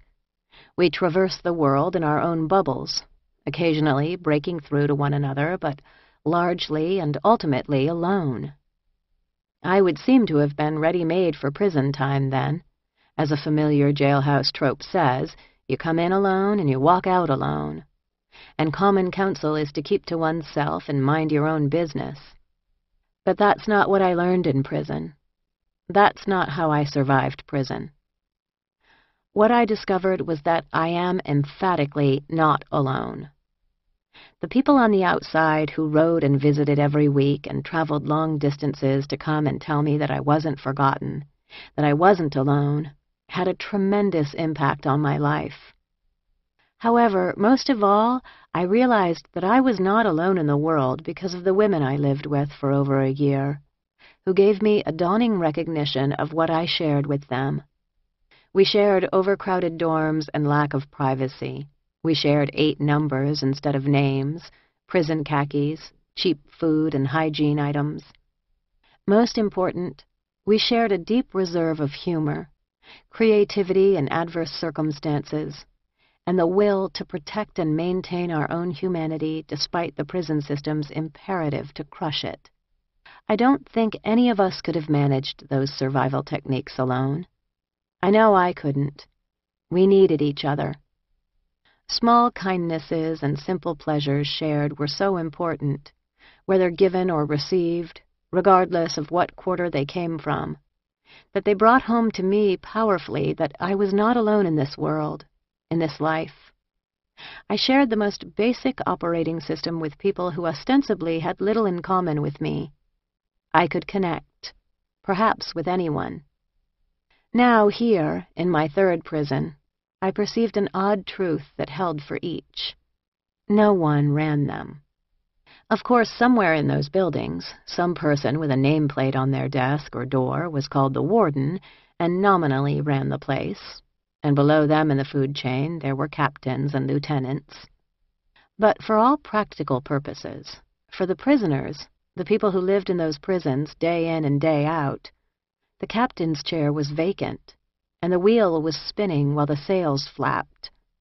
The institutions putzed along with the absolute minimum of staff presence, and the staff that were there invariably seemed less than interested in their jobs.